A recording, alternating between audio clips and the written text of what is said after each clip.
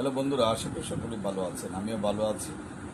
যারা এই page follow করেন তাদের উদ্দেশ্যে ভিডিও করা, যারা নান্দাইল ঈশ্বরগঞ্জ গরিপুর চৌকি আদালতে মামলা পরিচালনা করেন জমি সংক্রান্ত, যারা জমি রেকর্ডেবল অথবা অন্যের নামে রেকর্ড হয়েছে, বা জমি দখল করার জন্য হুমকি দিচ্ছে, বা অলরেডি জমি দখল করে ফেলছে, বা আপনার ওয়ারিশন সম্পত্তি নিয়ে গণ্ডগোল রয়েছে কিন্তু সেই সম্পত্তির মীমাংসা করতে পারছেন না, বা দলিল করতে গিয়ে দলিলে মারাত্মক ভুল হয়েছে, সেখানে আপনার খাজনা দিতে অসুবিধা হচ্ছে, অথবা ডিসিআর কাটতে আপনার অসুবিধা হচ্ছে, অর্থাৎ নাম খারিজ করতে অসুবিধা হচ্ছে, তারা যে মামলাগুলো করেন সেগুলোর ব্যাপারে আমাদের পরামর্শ নিতে পারেন, দ্রুত যাতে নিষ্পত্তি করতে পারেন।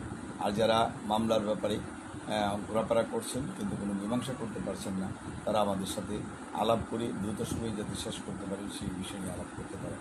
এছাড়া ময়মনসিংহ জেলা জজ আদালতে দেওয়ানি মামলা রয়েছে বিভিন্ন কোর্টে, সেটা ফুলপুর, ফুলবাড়িয়া, তারাকান্দা, নান্দাইল, ঈশ্বরগঞ্জ, গরিপুর, অথবা আপনার ত্রিশাল, ভালুকা এবং গফরগাঁও, মুক্তাগাছা, ফুলবাড়িয়া বিভিন্ন অঞ্চলে কিন্তু মামলা রয়েছে। সেই সব বিষয়ে পরামর্শ নিতে পারেন।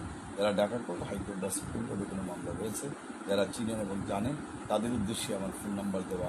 আমার